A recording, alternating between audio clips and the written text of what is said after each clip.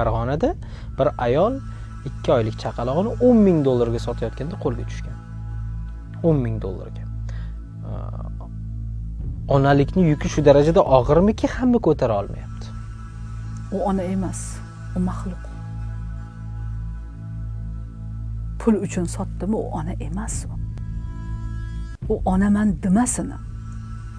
Urush paytida onalarimiz bolasini sotganmi? Qiynalsa ham o'zi boqqan. Shunaqa qiyinchilikda yashagan oilalarni bilaman. Birontasi bolasini sotmagan. Bular ona deb atashi o'zi noto'g'ri. Shunchaki biznesga aylantirib qo'yishdi bolasini. Ertaga u bolani taqdiri-chi, ertaga uni kelajagi-chi. Noto'g'ri qadam qo'ygan bo'lishi mumkin.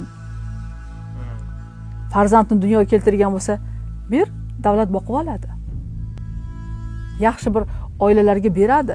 Butun boshli amaliyotimda 20 dan ortiq asrab olingan bolalar bilan ishlaganman. Ota-ona asrab olgan. Vaqt soati kelganda shu bolalarga aytsakmikin asrab olganimizni, endi qizlar balog'atga yetib kelyapti, dinimizda nomahram hisoblanadi ota-onasiga, aytinglar, oshkor qilinglar deyilgan. Qanday qilib aytamiz degan masalada juda ko'p mana shu 20 dan ortiq murojaatlar bo'lgan. O'g'il bolalar masalasida ham. Ertaga buni ruhiyati jarohatlanib qolmasmikin, ertaga bu bizdan ko'ngli sovib ketmasmikin, ertaga ota-onamni topib ber deb to'polon qilmasmikin degan bir savollar, istiholali savollar bilan murojaat qilishgan. Ishlaganmiz hammasini, lekin juda qiyinchilik bilan oshkor qilganmiz. Aytish kerak.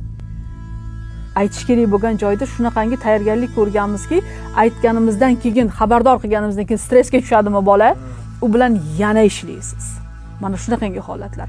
Endi shunchaki tug'ib bolasini sotishi men umuman hech qanaqa senga baholab bera olmayman.